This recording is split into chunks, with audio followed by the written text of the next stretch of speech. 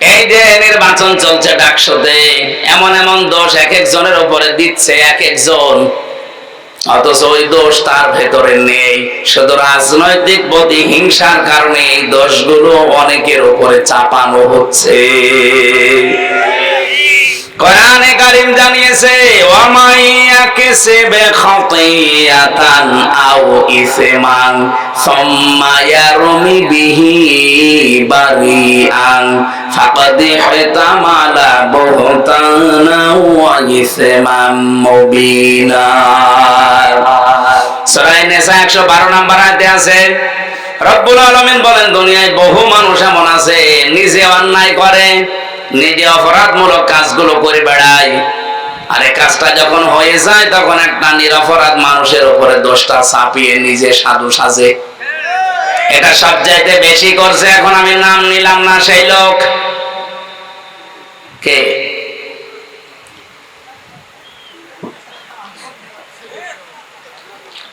সবচাইতে বেশি করছে এখন এই লোক, নাম নিলাম না, কোন লোক? সেই লোক। আশা করছি সে বুঝবে, সে যেন থামে। আপনি সাদিক কায়েমের উপরে, ফরহাদের উপরে এমন এমন দোষ চাপিয়ে দিচ্ছেন, ওই বিষয়কে তারা কিছু জানেই না। বিশ্বাস করেন আল্লাহর কসম, যে দোষ তাদের উপরে চাপিয়ে জাতির সামনে তাদেরকে কালার করতে চাচ্ছেন, বদনাম করতে চাচ্ছেন, ওই দোষ তো তারা করে নাই। ওই দোষ আপনাকে দিয়ে আল্লাহ দুনিয়ায় করাবে, এরপরে আপনার মরণ হবে। আপনি লাঞ্ছনা, গঞ্জনা, অপমানের শিকার হবেন দুনিয়ায়। আপনি দেখবেন কি হয় আপনার। পৃথিবীতে এটা চির সত্য, ধ্রুব সত্য কথা, দুনিয়ায় যে ধরনের অপরাধ করে না, তার উপরে যদি ওই অপরাধ কেউ চাপিয়ে দেয়, মহান আল্লাহ তাকে দিয়ে ওই অপরাধ আগে করায়। হাসিনা এই দেশে 15.5 বছরে বহু আলেমের উপরে এমন মিথ্যা তহমত চাপিয়ে দিয়েছিল যে বিষয়ে আলেমরা জানতোই না। কথা বলে না কেন? আরে ভাই, আমি নিজে তো ভিকটিম। আমার উপরে দেশ চাপিয়ে দিয়েছিল যেটা, ও বিষয়ে আমি জানতামই না। আমার জঙ্গি মামলা দিয়েছিল, আমি নাকি আনসারুল্লাহ বাংলা টিমের সারা বাংলাদেশের প্রধান, অথচ সাতাশে কি আমি আজ পর্যন্ত জানি না। অথচ আল্লাহ এমন একটা বাতাস ঘুরিয়ে দিয়েছে, সারা পৃথিবীতে এখন সবচাইতে বড় জঙ্গিদের তালিকায় হাসিনা। ওর মতো ফ্যাসিস্ট যারা, তাদেরকে আল্লাহ দুনিয়া থেকে ওইভাবে বিদায় দিচ্ছে। বাশার আল আসাদকে দিয়েছে, এই যে আজকেও দিয়েছে একজনকে, নেপালে না, বিক্ষোভ করতে গিয়ে ছেলে মেয়েরা, জনতারা আগুন লাগিয়ে দিয়েছে, শেষ পর্যন্ত প্রধানমন্ত্রীর বউ পুড়িয়ে মরে গেছে। এটা তো আল্লাহ সিম্পল দেখাচ্ছে, এটা কিন্তু কোরআনের কথা। দুনিয়ায় যদি কেউ কোনো অপরাধ না করে, তার উপরে দোষ আপনি চাপিয়ে দেবেন, আপনাকে দিয়ে ওই দোষ আল্লাহ করাবে, নয়তো আপনার মরণ হবে না। অনেকে আবার এই জায়গায় একটা সুযোগ খোঁজে যে মরণ যদি না হয় তাহলে বেঁচে থাকতে তো পারবো। কত বড় শয়তান বলে। আল্লাহ নারাজ হয় কখন? যখন দেখেন এই লোকটা গীবত করছে। আল্লাহ সবচাইতে রেগে যায়, এর উপরে আরেকটা আছে। 3 নাম্বারটা পেয়েছি আমি। আল্লাহ পাক বলেন, আমি আরো রেগে যাই যখন বান্দার উপরে দেখি এই লোকটা মিথ্যা কথা বলছে। এটা তো আর দেশে নেই। 63 বছরের জীবনে, অথচ আমাদের যিনি আদর্শ, আমি যে বললাম সাবধান, কার আদর্শ অনুসরণ করছেন প্রশ্নবোধক চিহ্ন এমনি দেয়নি। 63 বছরের জীবনে এই মানুষটা একটা মিথ্যা কথা বলেনি। সেই লোকটার জীবন চরিত্র নিয়ে আজকে আলোচনা হবে। অথচ আপনারা যারা আদর্শ মেনে আনন্দে লাফান, তার জীবনে পুরাটাই মিথ্যা দিয়ে ভরা। ঝিনাইদহবাসী এখানে শুধু এই হাজারো মানুষ শুনছে না, এটা রেকর্ড হয়ে তামাম দুনিয়া চলছে। এখন সারা পৃথিবীর মানুষকে জানাবো, যাদের আদর্শ অনুসরণ করেন, বিবেকের কাছে একটু প্রশ্ন করেন, ওই লোকটা আসলে চরিত্রবান কিনা। যদিও অনেকের রাগ হয়, বলে ডাইরেক্ট বলা দরকার কি, আপনি গোপন রাখতে পারেন না। না, সত্য কোনোদিন গোপন থাকে না। বাংলাদেশে এখন চরিত্রবান সত্যই মানুষ যদি ছাত্র সংগঠনে আপনি খুঁজতে চান, ইসলামপন্থী ছাত্র সংস্থা ছাড়া আপনি খুঁজে পাবেন না। যারা ইসলাম দিয়ে রাজনীতি করে আপনি দেখেন, সে যারাই হোক, যারা ইসলাম দিয়ে রাজনীতি করে, সে ইসলামী ছাত্র শিবির হোক, ইসলামী ঈশা ছাত্র আন্দোলন হোক, আর অন্যান্য যত দল আছে যারা ইসলাম দিয়ে রাজনীতি করে, এই ছেলেদের চরিত্র এখনো পর্যন্ত ঠিক আছে। ইসলামের বাইরে যারা রাজনীতি করে ওদের চরিত্র বলতে কি আছে আপনি দেখান। আমি জাহাঙ্গীরনগরে প্রথমে ছিলাম, চান্স পেয়েছিলাম প্রথমে ওখানে। আমি দেখেছি সকালবেলা কুলি করছে মদ দিয়ে, ছাত্র পিটাচ্ছে শিক্ষককে। এখনো পর্যন্ত এরকম বেয়াদব বাংলাদেশে আছে না নেই? আজকে একজন এরকম বেয়াদবি করছিল দেখলাম। শিক্ষকের সামনে যদি টেবিলে চাপড় দিয়ে চোখ গরম করে তৈ তোকারি করতে পারে, ও জীবনে কি করবে?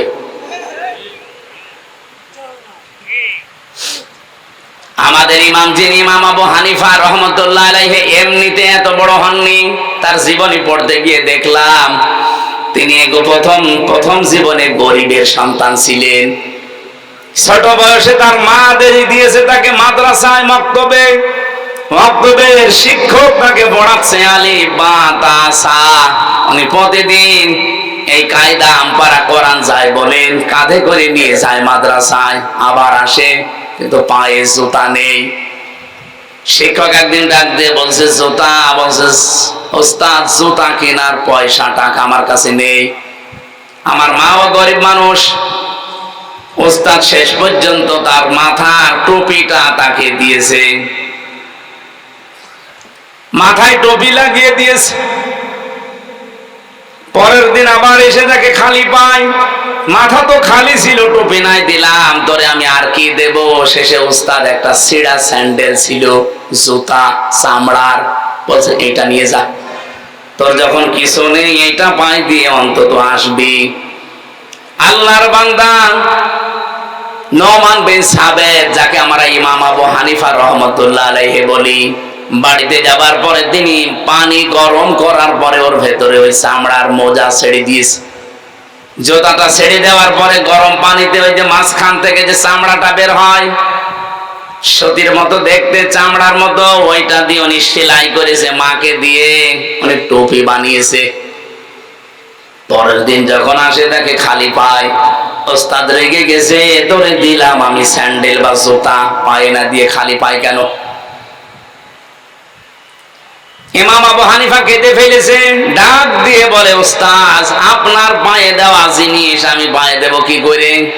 আমি নিজে আমার মাকে দিয়ে পানি গরম করি, ওইটা এই যে কাপড়টা মাঝখানে ছিল ওইটা আমি এখন এই যে সেলাই করে টুপি বানিয়ে ফেলেছি। এলেম এমনি আসে আপনার কাছে? আমার এই ছোট্ট জীবনে আমি দেখেছি ওস্তাদ ওযু করছে, শিক্ষক ছাত্র পায়ে পানি ঢেলে দিচ্ছে, বয়স 7 বছর। আমি এইটাও দেখেছি বিশ্ববিদ্যালয়ে শিক্ষক ক্লাস নিচ্ছে, ছাত্র জুতা দিয়ে পিটাচ্ছে, বলছে শালা করে মেরেই ফেলবো। বাকিটা বললাম না। ছাত্র তো এইটাও ওইটাও, একটা মানুষ হচ্ছে আর একটা জানোয়ার হয়ে গেছে। জানোয়ার যেন আরো তৈরি হয়, সেজন্য গোপন ষড়যন্ত্রের ফাঁদ অনেকে বিছিয়েছে। এই জন্য ক্লাস 1 থেকে 5 পর্যন্ত গানের মাস্টার নিয়েছে, কিন্তু মাওলানা নেয়নি। আমরা চাই আগামী থেকে ডক্টর মোহাম্মদ ইউনূস আপনি যে কয়দিনই আছেন একটা কিছু করে যান, যেন আপনি অমর হয়ে থাকতে পারেন। ফেব্রুয়ারির 12 তারিখে বলেছেন যে নির্বাচন দিয়ে আপনি বিদায় নেন, কিন্তু এমন একটা কাজ আপনি 92% মুসলমানের দেশে করে যান, এই দেশে আগামীতে কিয়ামত পর্যন্ত যত সন্তান আসবে তারা 5 পর্যন্ত পড়লেই যেন আলেম হয়ে যায়। একজন করে আলেম শিক্ষক নিয়োগ দেওয়ার পক্ষে আপনারা নেই? বলেন বলেন, দাবি আছে কার কার? এই দাবিটা আমার সাথে হাত তোলেন তো, লিল্লাহে তাকবীর। এটা শুধু ঝিনাইদহবাসীর দাবি না, সারা বাংলাদেশের 18 কোটি মানুষ, দল মত জাতি বর্ণ ধর্ম নির্বিশেষে সবার আহ্বান এটা। আশা করছে ডক্টর ইউনূস তাদের দায়িত্ব নিয়েছে, তারা যেন পালস বুঝতে পারে। এটা একটা গভীর ষড়যন্ত্র। গানের মাস্টার নিয়োগ দিলেন, সেখানে টাকা লাগবে না। শরীর চর্চার মাস্টার নিয়োগ দিয়েছেন, টাকা লাগবে না। মুসলমানদের টাকা দিয়ে আপনি বেতন দেবেন গান শেখাতে, নাচ শেখাতে, শরীর চর্চা করতে। এই মুসলমানদের টাকা দিয়ে একজন আলেমকে রাখার ক্ষমতা আপনার হয় না। এমনিতেও মাস্টার্সে পড়ে শিক্ষক পিটাবে। আজকে এই গয়েশ চন্দ্র, কি ওর নাম, গয়েশ চন্দ্র, হ্যাঁ, গণেশ, এই গণেশের বাচ্চা গণেশ আজকে যা করেছে একজন শিক্ষকের সামনে, এটা কোন ছাত্রের আচরণ হতে পারে না। এর আচরণ যদি এই হয়, ওর সামনে কি করবে ওর চোখ মুখ দেখে জাতি বুঝে ফেলেছে। আশা করব আপনারা একটা মাজলুম দল যারা সর্বোচ্চ দায়িত্বে আছেন, এরকম বেয়াদব গুলোকে ঘাড়ে ধাক্কা দিয়ে বের করে দিন।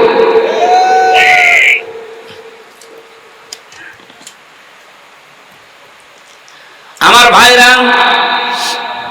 মিথ্যা কথা বলা বন্ধ করা দরকার। মিথ্যা সকল পাপের মা বা মূল। নবীজি বলেন, আল্লাহ যদি একেবারে সর্বশেষ ফাইনাল রেগে যায় কারো উপরে, যে লোকটা সুদ খায়, জেনায় যায়, সুদ নেই, আর ব্যাংকের মাধ্যমে ওগুলো তো আছে। এমনকি এই গ্রাম এলাকায় দেখি টাকা ছেড়ে রাখে, টাকা আসে, 1000 টাকা দিয়ে রাখে, 100 টাকা করে বেশি দেয়। ওকে তো জানে এটা সুদ, ও জানে এটা মায়ের সাথে জেনা করার শামিল, তারপরও খায়। আল্লাহ সবচাইতে বেশি রেগে যায় এই জায়গায়। এমন রাগার আগে আল্লাহ বলেন, ফাইল্লাম তাফআলু ফাযানু বিহারবিম মিনাল্লাহি ওয়া রাসূলি। সুদের এই ঘোষণা শোনার পরও যদি কেউ ছেড়ে না দেয়, সে যেন আল্লাহ এবং রসুলের সাথে যুদ্ধ করার জন্য প্রস্তুতি নেয়। বলেন নাউজুবিল্লাহ। আমি ফাইনাল জানি না, তারপরও একটু আন্দাজে বলছি, এই এলাকায় যারা টাকা ছেড়ে রেখেছেন, টাকা আসে, এইরকম কোন মানুষ যদি এখানে এসে থাকেন, আপনি এই মুহূর্তে তওবা করেন। আপনি কিন্তু মায়ের সাথে জেনা করে এসেছেন, আবার যে করবেন। কত নিকৃষ্ট কথা আমি বলতাম না, হাদিস এসেছে জন্য বললাম। এরপরেও যদি আপনি সুদের এই টাকা ছেড়ে দিতে না পারেন, আপনার বিবেকে বাধা না দেয়, আপনি আজকে থেকে আর নামাজও পড়ার দরকার নেই। কারণ আপনি এমনিতেও জাহান্নামে যাবেন, অমনিতেও জাহান্নামে যাবেন। পরের এই শব্দটাকে আমি বানালাম, সূরা আলে ইমরানে আছে, যারা সুদ ছেড়ে দেয় না তাদের জন্য আমি আগুন তৈরি করে রাখলাম। বলেন নাউজুবিল্লাহ। আগুন কোথায় পাওয়া যায়? জাহান্নামে। বলেন বলেন। মুসলিম শরীফের যে হাদিসটা দিয়ে আরম্ভ করেছিলাম, 4টা কাজে আল্লাহ সব চাইতে বেশি খুশি, কিন্তু পৃথিবীর মানুষ নারাজ। আর 4টা কাজে আল্লাহ সব চাইতে বেশি নারাজ, পৃথিবীর মানুষ খুশি। আল্লাহ ওই 4টা কাজে আমাদেরকে পালন করার তৌফিক দেন। এই 4টা কাজ যেগুলো নারাজ, এগুলো জীবনের মতো ছেড়ে দেওয়ার সুযোগ দেন। বলেন আমিন। দরুদ আর সালাম পাঠ করে আমরা চলে যাচ্ছি সূরা আরাফ। এই এদিকে তাকান ভাই, আমরা তেলাওয়াত করেছি সূরা আরাফ থেকে। আয়াত নাম্বার হচ্ছে 45, 46। 2টা মাত্র আয়াত পড়েছি কোরআনের। এখানে 206টা আয়াত আছে।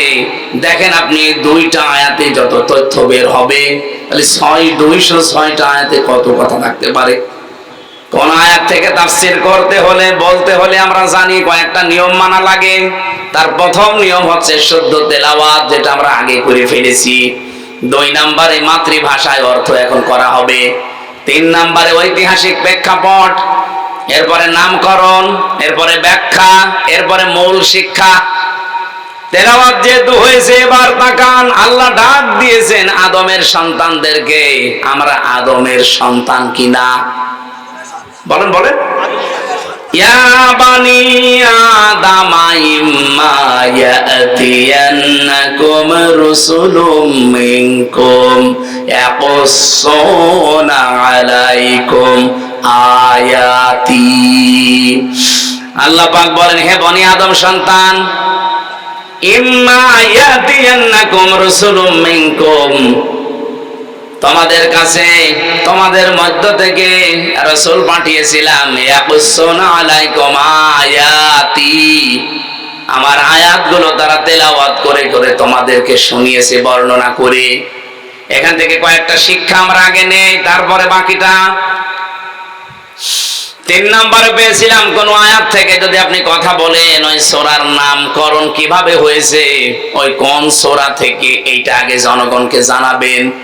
আমরা যেহেতু সূরা আরাফ থেকে আলোচনা করছি, আরাফ শব্দের শাব্দিক অর্থ হচ্ছে জান্নাতি আর জাহান্নামী মানুষের ঝগড়ার স্থান।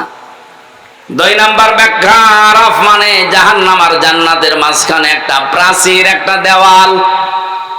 নবীজি বলেন, এখানে আল্লাহ কিছু মানুষকে বসিয়ে রাখবে, অবাইনাহুমা হিজাব ওয়া আলাল আরাফি রিজালুন ইয়ারিফুনা কুল্লাম বিসীমাহুম ইলা আখিরি আয়াত। রব্বুল আলামিন বলেন, তাদের মাঝখানে একটা হিজাব বা পর্দা দেওয়া থাকবে, যেটা প্রাচীর বা দেওয়াল বলা হয়। কিছু মানুষকে আল্লাহ ওখানে বসাবে, ওদেরকে আল্লাহ জান্নাতেও দেবে না, জাহান্নামেও দেবে না। হাদিসের শেষ পর্যন্ত আমি পড়ে দেখেছি, কোথায় দেবে এ কথা আর নেই। এখন আমার প্রশ্ন, সাহাবী এই প্রশ্নই করেছিলেন, হে নবী, এদেরকে আল্লাহ জান্নাতে দেবে না কোন কারণে? নবীজি ব্যাখ্যা করতে গিয়ে বলেছিলেন, সাহাবী, এদের জীবনে সব ভালো ছিল, কিন্তু মা বাবার সাথে সম্পর্ক ভালো ছিল না। জেনাইদা বাসি এটা পড়লে আমার কেমন যেন ভয় লাগে। বাংলাদেশে আমরা বহু সন্তান এমন আছি, সব আমাদের ভালো, কিন্তু মা বাবার সাথে সম্পর্ক আমরা ভালো করতে পারছি না। কথা বলে না কেন? এই জায়গায় যারা সব চাইতে বড় বাধা, আমার মা বাবার সাথে আমার সম্পর্কটা খারাপ করার পেছনে, আমি তো কয়েকটা মানুষকে খুঁজে পেয়েছি, দেখেন তো আপনার সাথে মেলে কিনা। 1 নম্বরে আমার শাশুড়ি, 2 নম্বরে আমার বউ। তাই বলে আমারটা না, ওটা বলে আমি মায়ের খাবো?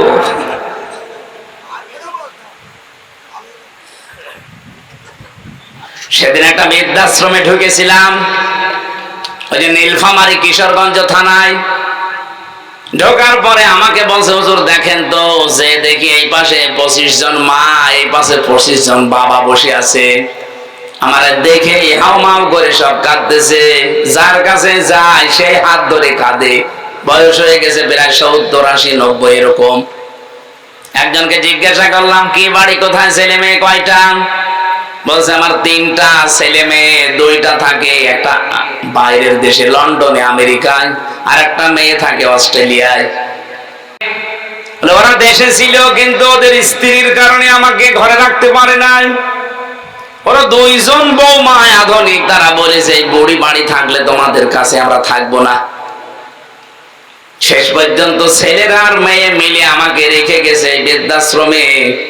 খুব কষ্ট হয় মাঝে মাঝে ওই নাতিদের কথা মনে উঠলে।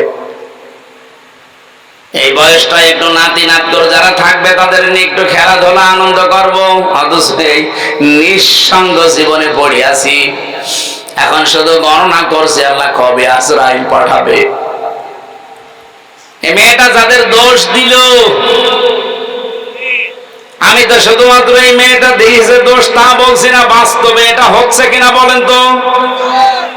যে মা বাবা এত কষ্ট করে আপনাকে 25 বছর 30 বছর পর্যন্ত লালন পালন করেছে, অথচ সেই মা বাবাকে বিয়ের কিছুদিন পরে আমরা অনেকে আলাদা করে দেই, বৃদ্ধাশ্রমে রেখে আসি, এমনকি পালাপালি করে খাওয়াই।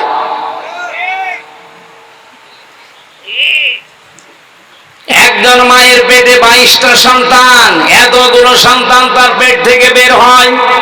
এতটুকু পেটে 22টা সন্তানের জায়গা হয়েছিল, অথচ এই মা এই 22টা সন্তানের বাড়িতে এখন 3 দিন 7 দিন করে পালা পালা করে খায়। আরে ভাই, আপনার তো আরো খুশি হয়ে তাকে নিজের কাছে রাখার জন্য প্রতিযোগিতা করা দরকার, লটারি করা দরকার। প্রত্যেকেই যদি এই লটারি করতো, আমার মনে হয় মা কারো ভাগে না, সারা জীবন একজনের ভাগে চলে যেত। আমরা পারছি না। আপনি জান্নাতে যেতে পারবেন না, এই জায়গায় দাঁড়িয়ে থাকবেন। আপনার নামাজ ছিল, রোজা ছিল, পর্দা ছিল, ভালো ব্যবহার ছিল, মা বাবার সম্পর্ক আপনি ঠিক রাখেন নাই। আল্লাহ, তুমি আমাদেরকে এই সমাজে এরকম অবস্থা থেকে বাঁচাও, বলেন আমিন। বিশ্বনবী বলেন এদেরকে আল্লাহ জান্নাতেও দেবে না। সাহাবী বলেন হুজুর জান্নাতে দেবে না কেন? নবীজি বলেন জান্নাতে দেবে না এই কারণে, জাহান্নামে দেবে না। এরা সব কিছু হয়তো কম বেশি অনেক কিছু দুনিয়ায় করেছে, একটা কাজ তাদের জীবনে অ্যাক্টিভ ভাবে ছিল, তারা ইসলামকে প্রতিষ্ঠা করার জন্য আন্দোলন করত। আজ বাংলাদেশ জামাত ইসলামী যেটা করছে, ইসলামকে প্রতিষ্ঠা করার জন্য না শুধু ক্ষমতায় যাওয়ার জন্য? আপনি যত উল্টা পাল্টা চিন্তা করেন, আপনি খারাপ, তাই আপনার চিন্তাও খারাপ। কিন্তু যারা অ্যাক্টিভ জামাত ইসলামী বাংলাদেশে যোগ দিয়েছে, কসম আল্লাহর, এরাও যদি মনে করে না একমাত্র শুধুমাত্র কেবলমাত্র আমার ক্ষমতায় দরকার, ক্ষমতা দরকার আমার এই জন্যে আমি এই চেয়ারে বসে ভালো কাজের আঞ্জাম দিতে চাই। কারণ আমি এতদিন দেখেছি এখানে যারা বসেছে, এখানে অবৈধ কাজই বেশি হয়েছে, দুর্নীতি বেশি হয়েছে। কিন্তু কয়েকটা মানুষকে তো দেখলাম যারা চেয়ার পাওয়ার পরেও নির্ভেজাল ছিল। মাওলানা মতিউর রহমান নিজামী, কথা বলেন। আমরা তো এই জন্য যাচ্ছি, এই সমাজটাকে যদি এখনো পরিবর্তন করতে চান, ইসলামকে আজ জায়গা মতো পৌঁছিয়ে দেওয়া লাগবে। কোরআন শরীফে সবচাইতে বেশি যে আয়াতটা আমরা পড়ি, জানি, শুনি, তার নাম তা'মুরুনা বিল মারুফ তানহাউনা আনিল মুনকার। আল্লাহ বলেন ভালো কাজে আদেশ দাও, অন্যায় কাজে নিষেধ করো না। এটা বাংলা অর্থ হয়নি। তা'মুরুনা বিল মারুফ, তোমরা আদেশ করবা পরিচিত কাজের, তানহাউনা আনিল মুনকার, তোমরা অন্যায় কাজে বাধা দিবা, প্রতিবন্ধকতা সৃষ্টি করবা। বাংলার মুসলমানেরা কথা বললে শুধু রাজনীতি মনে হয় আপনার কাছে, কথা বললে আপনার কাছে ধান্দাবাজি মনে হয়। বলেন তো 54 বছরে ভালো কাজ বলেন, পরিচিত কাজ বলেন যেগুলো, এগুলো কি আদেশের জায়গায় আছে? নেই। এটা অনুরোধের জায়গায় আমরা নিয়েছি। এটা যদি আদেশের জায়গায় রাখতাম, আল্লাহর কসম এই দেশে কেউ চাঁদাবাজি করে টিকে থাকতে পারতো না। এখানে আহ্বান জানাচ্ছি, আশার সঞ্চার করতে চাই, যদি চাঁদাবাজ মুক্ত দেশ চান, যদি আগামীতে মিথ্যা মামলা, মিথ্যা সাক্ষী নিয়ে সারা জীবন জেলে থাকতে না চান, যা করেছেন করেছেন, ফিরে আসেন। বাংলাদেশ জামাত ইসলামের পতাকা তলে ফিরে এসে দিনকে আজ বিজয় করে জায়গা মতো পৌঁছিয়ে দেন।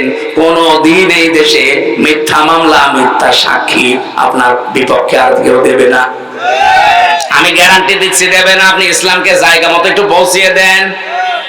300 এমপি দেওয়া লাগবে না, মাত্র 151 জন এবার পাঠান। আমি তো সারা বাংলাদেশে স্পিকারই চালাচ্ছি যে 151 জন যদি সত্যি এবার কোরআন বুকে নিয়ে যেতে পারে, 5 বছর লাগবে না, মাত্র 2 বছরেই বাংলাদেশ মিনি জান্নাত হয়ে যাবে। কারণ কোন জায়গায় কোন ঔষধ দেওয়া লাগে এটা ভালো জানে কে? বলেন বলেন। সাদাবাজি করা, সাদাও থাকবে না, বাজিও থাকবে না।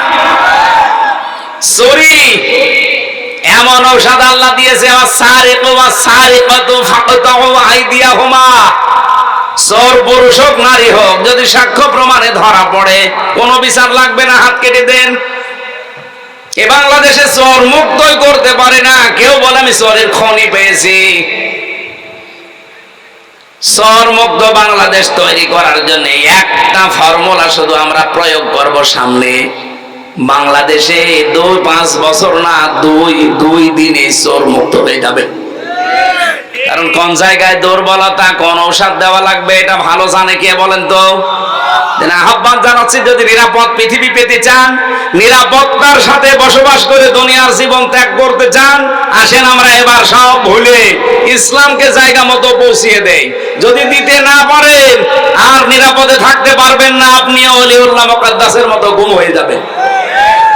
কথা বলেন না কেন? ব্যারিস্টার আরমানের মতো গুম হয়ে থাকবেন 8 বছর, আমান আজমির মতো 10 বছর গুম হয়ে থাকবেন। সামনে পরিবেশ কিন্তু আসবে যদি ইসলাম না যায়। শুধু ঠিক ঠিক করে পর্যন্ত শেষ করে দেবেন না। এবার ময়দান আসতেছে, হয় বদরের ময়দান নাই উহুদের ময়দান। বদরের ময়দানে যুদ্ধ হয়েছিল নিজের আপন বাবার সাথে আপন ছেলের, জামাইয়ের সাথে স্ত্রীর। এই কথা বলেন না কেন? এবারও সেই যুদ্ধের ময়দান আসতেছে শুধু ইসলামের জন্য। এবার দেখবেন আপনার বাবা আপনার বিরুদ্ধে চলে যেতে পারে, আপনার বউ আপনার বিরুদ্ধে চলে যেতে পারে, কিন্তু আমরা এবার ময়দানকে বদরের ময়দান মনে করবো ইনশাআল্লাহ।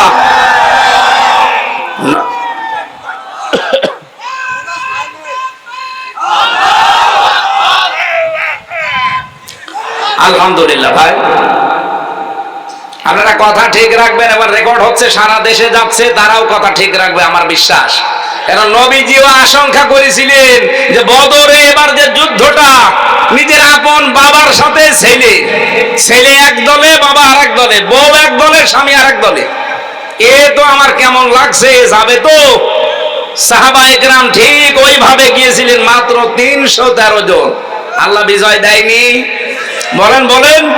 হ্যাঁ, হয়তো কিছু মানুষকে আল্লাহ শাহাদত বরণ করিয়েছে।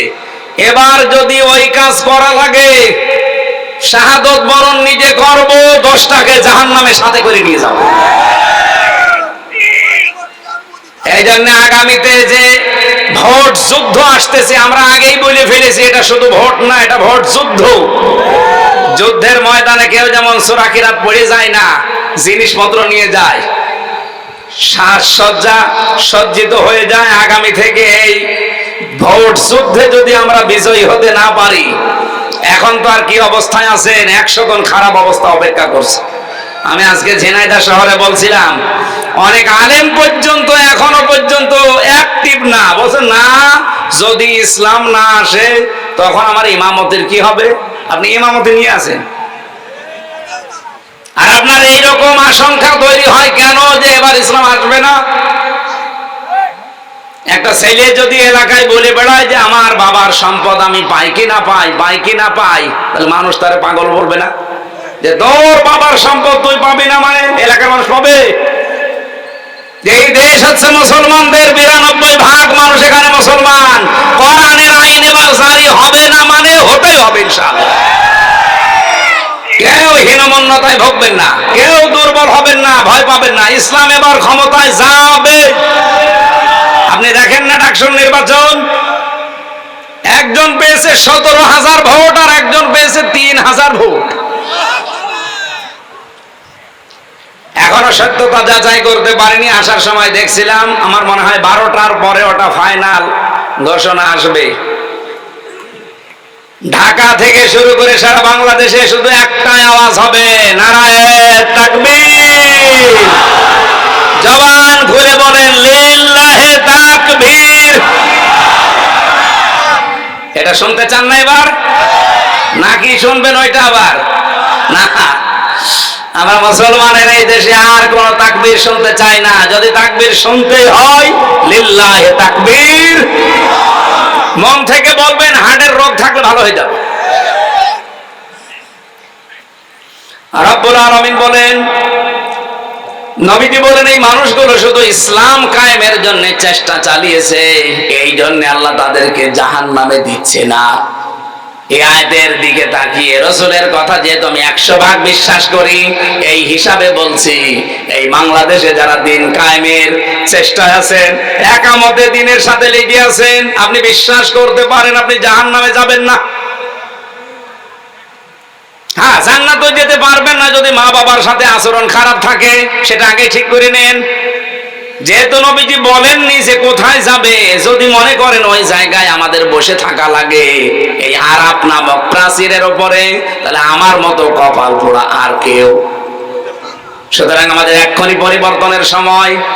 আল্লাহ বনি আদম সন্তানকে ডাক দিয়ে বলেন, ইম্মা ইয়াতিয়ান্নাকুম রাসূলুম মিনকুম ইয়াকুসুনা আলাইকুম আয়াতি, তোমাদের কাছে আমার রাসূল। এখানে আল্লাহ রাসূল এক বচন দিতে পারতেন, রাসূলুন বহু বচন দিয়েছেন। আমার প্রশ্ন হচ্ছে এখন কি রাসূল আছে? তাহলে আল্লাহ রাসূলুন দিলেন কেন? আয়াতের তাফসিরে ফি জিলালিল কোরআন সাইয়্যিদ কুতুব লিখেছেন, কিয়ামত পর্যন্ত রাসূল থাকবে না, কিন্তু রাসূলের নায়েব থাকবে, উত্তরাধিকারী থাকবে, নায়েবে রাসূল থাকবে, আলেম ওলামা আসবে। আল উলামা ওয়ারাসাতুল আম্বিয়া, এরাও নবীর উত্তরাধিকারী, নায়েবে রাসূল। ইয়াকুসুনা আলাইকুম আয়াতি, তারা বর্ণনা করবে আমার আয়াতসমূহ।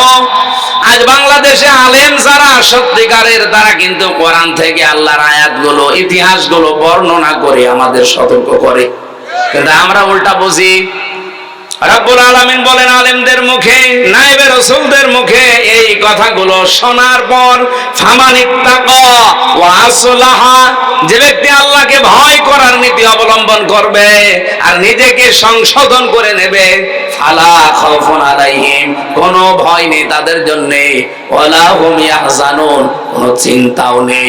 বলেন সুবহানাল্লাহ। সুতরাং নবীর উম্মতের ভেতরে আমরা যারা শামিল হতে চাই, এই মুহূর্তে নিজেদেরকে আল্লাহর ভয় তৈরি করে থেমে যাওয়া লাগবে। আল্লাহর আয়াতগুলো শুনলে আপনি সঙ্গে সঙ্গে থমকে দাঁড়াবেন, থেমে যাবেন, ওয়াসলাহা, নিজেকে পরিবর্তন করার নিয়তে সংশোধন হয়ে যাবেন। নবীজির হাদিস পড়েছিলাম, কুল্লু উম্মতি ইয়াদখুলুনাল জান্নাহ, আমার প্রতিটি উম্মত জান্নাতে যাবে, ইল্লা মান আবা, শুধু আবা বাদ দিয়ে। সাহাবী প্রশ্ন করলেন, মান হিয়া আবা, আবা কি? নবীজি বললেন, মান আতাআনি দাখালাল জান্নাহ, যে ব্যক্তি আমার অনুসরণ করে চলবে পূর্ণাঙ্গ জীবনে, এই লোকটা আমার সাথে জান্নাতি। অমান আসানি ফাকাদ আবা, আর যারা আমার কথা শোনার পর আমার অবাধ্য হয়ে যাবে, পরিবারে আমার অবাধ্য, সমাজে আমার অবাধ্য, রাষ্ট্রে আমার অবাধ্য, রাজনীতিতে অবাধ্য, সব জায়গায় যখন অবাধ্যতা পাওয়া যাবে, ফাকাদ আবা, ওই লোকটাই অস্বীকারী, ওই লোকটাই জাহান্নামী। বলেন নাউজুবিল্লাহ। এত নাম ধরে ধরে, এত সতর্ক করার পরেও যদি কোনো মানুষের বিবেকে ধাক্কা না লাগে, আমার তো মনে হয় এখন আর কোরআন শরীফ, বুখারী শরীফ, মুসলিম শরীফ দিয়ে হবে না, এ জাতির জন্য এখন বুখারী শরীফ লাগবে। আশা করছি আপনাদের বিবেক খুলবে। আপনি এখন থেকেই নিজেকে সংশোধন করার জন্য এই মুহূর্তে সিদ্ধান্ত নেন। দুনিয়া কিন্তু পুরাটা ধোঁকা, একেবারে বাস্তব বলছি, পুরা জীবনের পুরাটা আমার আল্লাহ কোরআনে তুলে ধরেছেন। ইয়ালামু আন্নামাল হায়াতুদ দুনিয়া লাইবু ওয়া লাহবু ওয়া তাফাখুরুম বাইনাকুম ওয়া তাকাসুরুম ফিল আমওয়ালি ওয়াল আওলাদ। হে দুনিয়ার মানুষেরা, ভালো করে জেনে রাখো, পৃথিবীর জমিন পুরাটাই ধোঁকা। স্ত্রী আপনাকে ভালোবাসে, কে বলেছে? আল্লাহ বলছেন না, এটা ধোঁকা। আদেশ পরীক্ষা করার জন্য একটু মরার ভান করে থাকেন। আপনি যদি মরার ভান করে মনে করেন মরে গেছে, শ্বাস নিঃশ্বাস একটু কম নেবেন, আপনার স্ত্রীকে যদি এলাকার মানুষেরা বোঝায় যে ছাতা মরে গেছে, মরে তো গেছে, এখন বাইরে না দিয়ে তুমি যে খাটে আছো, খাটের নিচে গর্ত করে মাটি দেওয়া হবে। আল্লাহর কসম, বাংলাদেশে কোনো বউ রাজি হবে? এই তো আমি এটা সবচেয়ে বেশি বুঝেছি এবং বিশ্বাস করি জেলখানায় যাবার পর। আমি জানি যে এগুলো পুরাটা ধোঁকা, কারণ এই নির্জন জীবনে একা একা 3টা বছর যখন রাতের বেলা থাকতাম, ভাবতাম যে আল্লাহর এই আয়াত কত সত্য। এখানে দুনিয়ার এই সত্য জীবন যেহেতু ধোঁকা, আল্লাহর ভাষায়, আমরা যেন এই ধোঁকায় পড়ে আমাদের বিশাল জীবন নষ্ট করে না ফেলি। এমনকি আমি নিজেও। আল্লাহ আমাকে আগে আমল করার তৌফিক দাও, বলেন আমিন। কোন সন্তানাদির পেছনে পড়ে, কোন স্ত্রী, কোন মা বাবার পেছনেও পড়ে আপনি এমন কোন কাজ করতে যাবেন না যেটার দ্বারা আপনার আখিরাত নষ্ট হয়ে যায়। ইয়া আইয়ুহাল্লাযীনা আমানু লা তুলহিকুম আমওয়ালুকুম ওয়ালা আওলাদুকুম আন যিকরিল্লাহ। এই ইমানদার বলে যারা দাবি করো তাদেরকে বলছি, সন্তানাদি আর সম্পদাদি এগুলো যদি তোমাদেরকে আল্লাহর বিধান থেকে, তার জিকির থেকে, স্মরণ থেকে দূরে সরিয়ে দেয়, আমাইয়া ফাল যালিকা ফাউলাইকা হুমুল খাসিরুন, যারা এরূপ করবে আল্লাহ বলেন এরাই ক্ষতিগ্রস্ত। বলেন নাউজুবিল্লাহ। উলাইকা যেহেতু আল্লাহ দিয়েছেন, আমরা যেন এর ভেতরে কেউ পড়ে না যায়। এই মুহূর্তে আমাদের জীবনকে আমরা আল্লাহর ভয় দিয়ে সাজাবো, সংশোধন করে পরিবর্তন হওয়ার নিয়ত করে। ওয়াল্লাযীনা কাযযাবু বিআয়াতিনা, যারা আল্লাহর এই কথাগুলো শোনার পরে মিথ্যা মনে করে, ওয়াস্তাকবারু আনহা, অহংকার করে মুখ ফিরিয়ে চলে যায়, উলাইকা আসহাবুন নার, এরা হচ্ছে জাহান্নামের অধিবাসী। হুম ফিহা খালিদুন, চিরকাল তারা সেখানে থাকবে। এরপরে আল্লাহ ঘোষণা দিয়েছেন, উলাইকা ফামান আযলামু মিম্মান ইফতারা আলাল্লাহি কাযিবান আও কাযযাবা বিআয়াতি।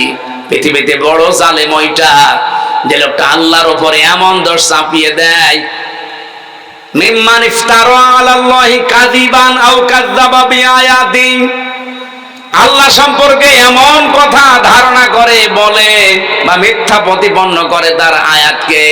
উলাইকা ইয়ানালুহুম নাসিবুহুম মিনাল কিতাব, নির্ধারিত বিধান থেকে তার কাছে কিন্তু তার ভাগ্যে যা লেখা আছে পৌঁছিয়ে যাবে।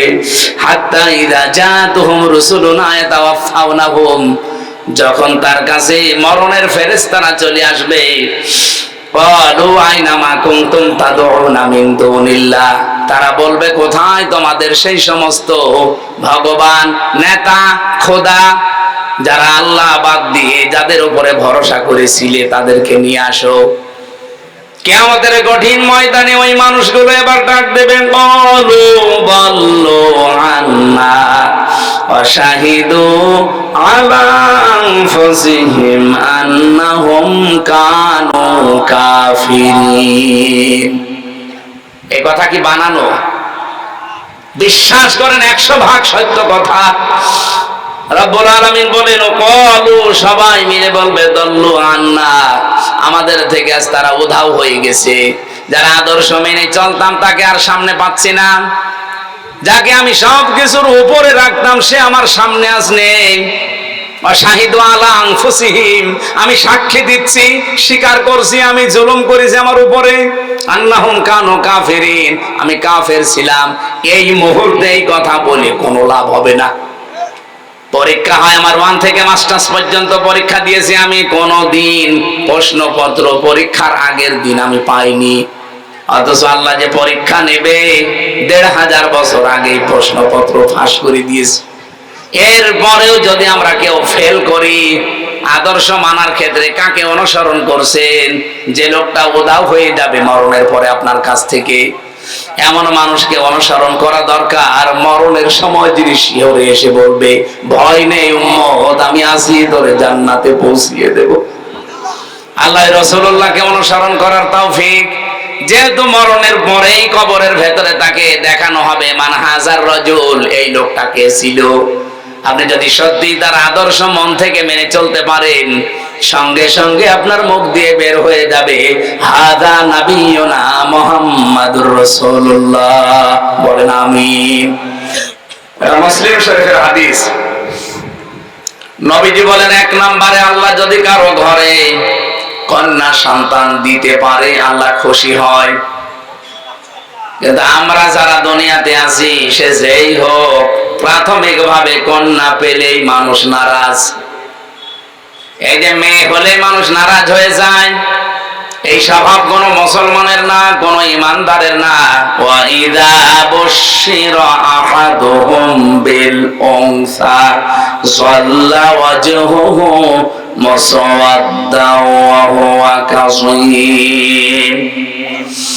সূরা নাহলের ভেতরে এসেছে, আল্লাহ বলেন, যখন আপনি কন্যা হয়েছে এই সংবাদ দেবেন, কাফের যারা তাদের মুখ কালো হয়ে যাবে। আরে কন্যা হয়েছে কথা বললে মুখ কালো হয় কাদের? আর বাংলাদেশে কালো হয় কাদের?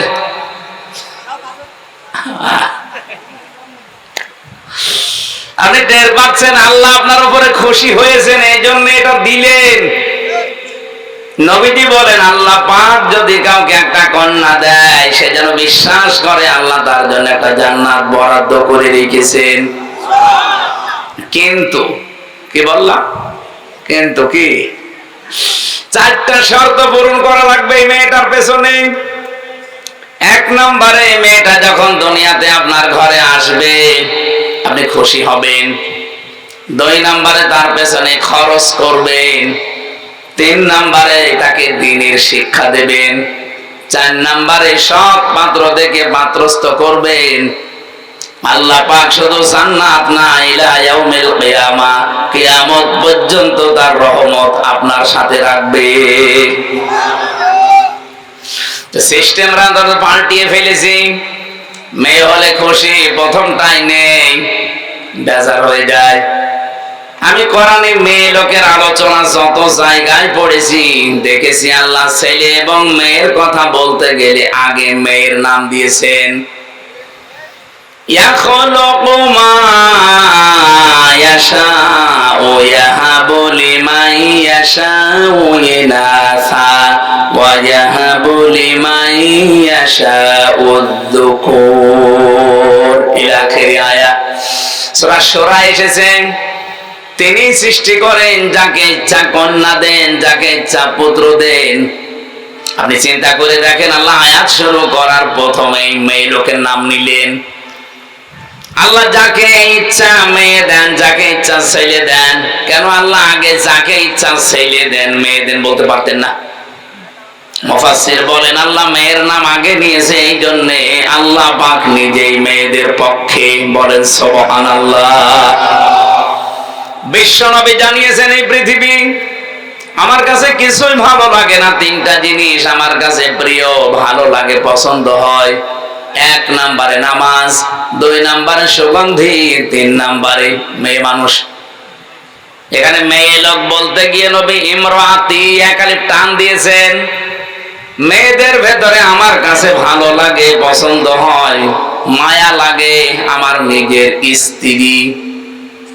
আমাদের কাছে অনেকের নামাজ ভালো লাগে, অনেকের কাছে সুগন্ধি ভালো লাগে, অনেকের কাছে স্ত্রীও ভালো লাগে, নিজেরটা ছাড়া অন্যেরটা। নাউজুবিল্লাহ। মানে যে পরকীয়া প্রেম হচ্ছে কি এমনি হয়? নিজেরটা ছাড়া অন্যেরটা যখন বেশি ভালো লাগে তখনই তো মানুষ লাইন করে। কথা বলে না কেন?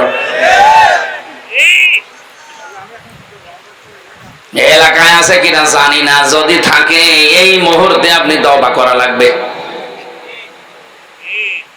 যারা এরকম লাইনে আছেন এই মুহূর্তে এটা বাদ দেওয়া লাগবে, নয়তো আস্তে আস্তে আপনার চেহারার যে এর ভেতরে যে নূর আল্লাহ দিয়েছে, যারা পরকীয়া প্রেমে লিপ্ত থাকে তাদের চেহারার নূর নষ্ট হয়ে যায়।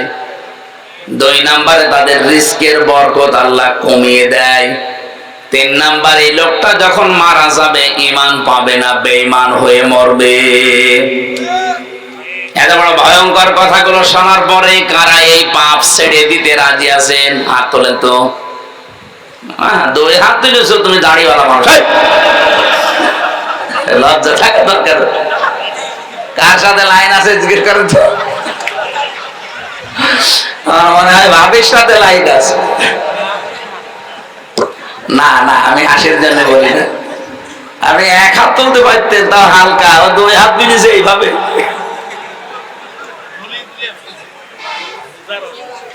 যদি কেউ থেকে থাকেন আশা করছি ওনার মতো ছেড়ে দেবেন। বিশ্বনবী জানিয়েছেন, কোন ঘরে যদি একটা আল্লাহওয়ালা মেয়ে লোক থাকে, ওই বাড়িওয়ালা যেন বিশ্বাস করে জান্নাতের একটা টুকরা আল্লাহ তাকে দিয়েছে। এখানে যারা বাবা আছি, মেয়ের বাবা, এই যে 4টা কথা বললাম, যেটা করলে কিয়ামত পর্যন্ত, শুধু ইলা ইয়াউমি, ইলা দুনিয়া পর্যন্ত নবী দেননি, ইলা ইয়াউমিল কিয়ামা, কিয়ামত পর্যন্ত আল্লাহর দয়া রহমত তার উপরে থাকবে। তাহলে 1 নম্বরে আপনি খুশি হবেন, 2 নম্বরে তার পেছনে আপনি খরচ করবেন সাধ্য মতো, 3 নম্বরে তাকে দিন শেখাবেন। 4 নম্বরে তাকে সৎ পাত্র দেখে পাত্রস্থ করবেন। যদিও বাংলাদেশে মেয়েদের বিবাহের বয়স ধরা হয় 18 বছর, কিন্তু কোরআন হাদিস অনুযায়ী মেয়েদের বিবাহের বয়স ধরা হবে যেই দিন তার শরীর খারাপ হবে ওই দিন থেকে। এটা 10 বছরে, 12 বছরে, 15 বছরে, 18 বছরে হতে পারে। সম্মানিত মা বোন যারা বসে আছেন, এখানে একটা মাসলা বলি। অনেকেই বেহুশ আছেন, এ বিষয়ে কোনো খবর নেই, হুঁশ নেই। নামাজ কিন্তু ফরজ, রোজা কিন্তু ফরজ। অনেকে হেলায় খেলায় নষ্ট করে নামাজও শুরু করে, রোজাও রাখে, কিন্তু একেবারে মধ্যম বয়সে না। মেয়েদের যেই দিন শরীর খারাপ হবে ওই দিনের পর থেকেই পবিত্র হয়ে তার নামাজ যে আরম্ভ হয়ে গেল জীবনে, রোজা যে আরম্ভ হয়ে গেল, কোনদিন সে আর এগুলো ছাড়তে পারবে না।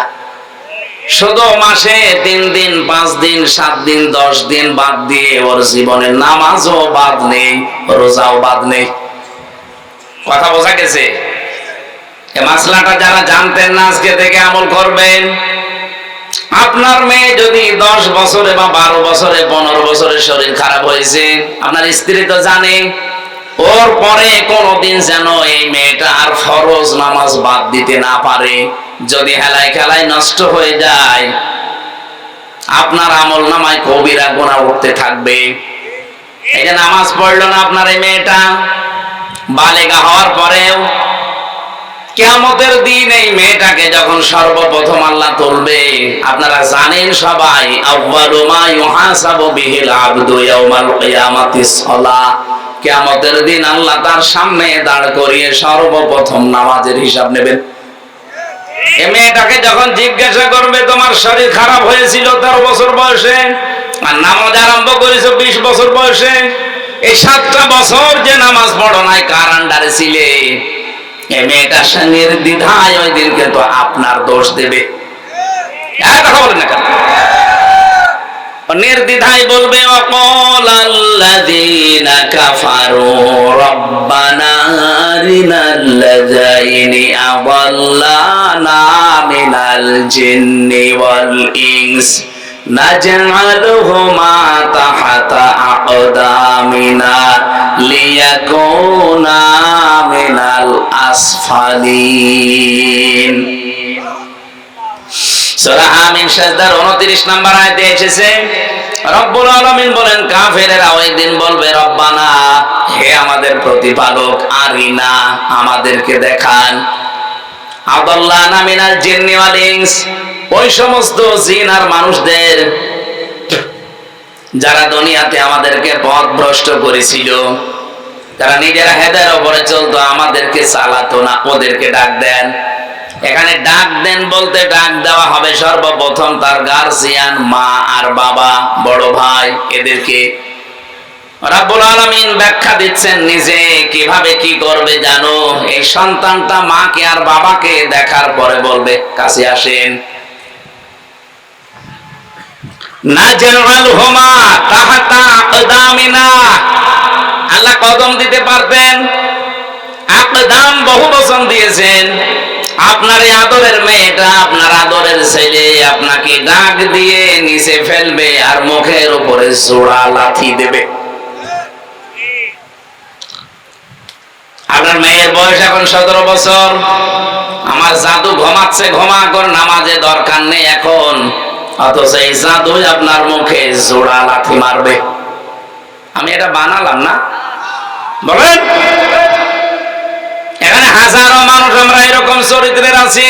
বহু মানুষ আমি জানি, ছেলেকে মেয়েকে মহব্বতে ভালোবাসায় ফজরের নামাজে ডাকতে চায় না, এমনকি এমন বউ আছে ডাক দিলে আবার রাগ করে। না, অতটুকু মানুষের আবার নামাজ কিও, ঘুমাচ্ছে ঘুমাক, সকালে প্রাইভেট আছে, তো প্রাইভেটে আগে হয়ে গেল। মুয়াজ্জিন সাহেব যে কিছুক্ষণ আগে ডাক দিয়ে গেল, সালাতু খায়রুম মিনান নাওম, এই ঘুমের চাইতে নামাজ উত্তম। মুয়াজ্জিন কি বলেছে সালাতু খায়রুম মিনাল প্রাইভেট? বলেছে? আপনি কোন কারণে ঘুমাচ্ছেন? আশা করছি যাদের মেয়ে আপনি খোঁজ নেবেন। যদি আপনি দেখেন আপনার স্ত্রীর কাছ থেকে খোঁজ খবর নিয়ে যে আপনার মেয়ে অন্তত এখন 15 বছর 14 বছর থেকে তার শরীর খারাপ আরম্ভ হয়েছে, কোনো ছাড় নেই, নামাজ তাকে পড়তেই হবে। নয়তো ওই মেয়ের কারণে কিয়ামতের দিন শেষে আবার জাহান্নামে শুধু যাবেন না, লিয়াকুনা মিনাল আসফালিন, বলবে আল্লাহ একে তো জোড়া লাথি মুখে দেব, আমি যেখানে যাই ওকে সেখানে নিয়ে যাব। আসফালা সাফিলিন ইসমে তাফজিলের সিগা, এত নিচে জাহান্নামে নিয়ে যাব যার নিচে আর কেউ যায় না। কে বলবে এটা? আপনার আদরের এই 14 বছরের মেয়েটা। বলেন নাউজুবিল্লাহ। নবীজি এজন্যই জানিয়েছেন মেয়ে যখন আসবে খুশি হবা, কারণ 4 জন ফেরেশতার সঙ্গে সঙ্গে ওই ঘরের ভেতরে এসে বলে এই দুর্বল দেহটা একটা দুর্বল দেহ থেকে বের হয়ে এসেছে, এই মেয়েটাকে যা আদর করবে, দিন শেখাবে, সৎ পাত্রে পাত্রস্থ করতে পারবে। এই কথা কি বানানো? বিশ্বাস করেন 100 ভাগ সত্য কথা। রব্বুল আলামিন বলেন ক্বালু, সবাই মিলে বলবে দল্লু আন্না, আমাদের থেকে আজ তারা উধাও হয়ে গেছে। যারা আদর্শ মেনে চলতাম তাকে আর সামনে পাচ্ছি না, যাকে আমি সব কিছুর উপরে রাখতাম সে আমার সামনে আজ নেই। অশাহিদু আলা আনফুসিহিম, আমি সাক্ষী দিচ্ছি, স্বীকার করছি আমি জুলুম করেছি আমার উপরে। আন্নাহুম কানু কাফিরিন, আমি কাফের ছিলাম। এই মুহূর্তে এই কথা বলে কোনো লাভ হবে না। পরীক্ষা হয় আমার 1 থেকে মাস্টার্স পর্যন্ত পরীক্ষা দিয়েছি আমি, কোনো দিন প্রশ্নপত্র পরীক্ষার আগের দিন আমি পাইনি। অথচ আল্লাহ যে পরীক্ষা নেবে 1500 বছর আগেই প্রশ্নপত্র ফাঁস করে দিয়েছে। এরপরেও যদি আমরা কেউ ফেল করি, আদর্শ মানার ক্ষেত্রে কাকে অনুসরণ করছেন? যে লোকটা উধাও হয়ে যাবে মরণের পরে আপনার কাছ থেকে, এমন মানুষকে অনুসরণ করা দরকার। মরণের সময় যিনি শিহরে এসে বলবে ভয় নেই উম্মত, আমি আছি, তোরে জান্নাতে পৌঁছিয়ে দেব। আল্লাহ রাসূলুল্লাহকে অনুসরণ করার তৌফিক। যেহেতু মরণের পরেই কবরের ভেতরে তাকে দেখানো হবে মান হাজার রাজুল, এই লোকটা কে ছিল। আপনি যদি সত্যি তার আদর্শ মন থেকে মেনে চলতে পারেন, সঙ্গে সঙ্গে আপনার মুখ দিয়ে বের হয়ে যাবে হাদা নাবিয়ুনা মুহাম্মাদুর রাসূলুল্লাহ। বলেন আমিন, আল্লাহুম্মা আমিন। লা ইলাহা ইল্লা আনতা সুবহানাক ইন্নী কুনতু মিনাজ জালিমিন। রব্বুল আলামিন যতটুকুই শুনেছি এতটুকুই মেনে চলার তৌফিক দাও। এই সুন্দর আয়োজনে যারা সম্পৃক্ত, খালি হাতে ফেরত দিও না। যে যেইভাবে এগিয়ে এসেছে তার কাছে তোমার রহমত ওইভাবেই এগিয়ে দাও। আমাদের দুনিয়ার জীবনটা তুমি আরো আসান করে দাও, জীবন চলার পথ তুমি সহজ করে দাও। রব্বুল আলামিন মাহফিলের সভাপতি, প্রধান অতিথি, বিশেষ অতিথি সহ যত আলেম ওলামা এসেছে কবুল করো। আগামীর এই দেশটা তুমি একবারের জন্য হলেও কোরআনের কাছে তুলে দাও। যারা সহযোগিতা করলো টাকা পয়সা দিয়ে, নিজেদের প্রয়োজন থাকার পরেও কোরআন প্রচারে যারা ব্যস্ত, রব্বুল আলামিন এদের টাকা পয়সার বরকত দাও। যে বাড়িতে এসে বসেছিলাম আল্লাহ ওই বাড়িওয়ালার উপর রহমত নাযিল করো। রব্বুল আলামিন নারী পুরুষে আমরা যারা অসুস্থ আছি, আমি নিজে অসুস্থ, আমাদেরকে শেফায়ে কামেলা আজিলা দাও। পারিবারিক জীবনে যাদের শান্তি নেই, মেহেরবানি করে তোমার সালাম নামের খাতিরে শান্তি দান করো। এখানে বহু স্বামী বহু স্ত্রী বসে আছে, পরিবারটা তাদের কাছে জাহান্নামের মতো মনে হয়। রব্বুল আলামিন আমাদের পরিবারটা তুমি ওসমান রোকেয়ার মতো বানিয়ে দাও।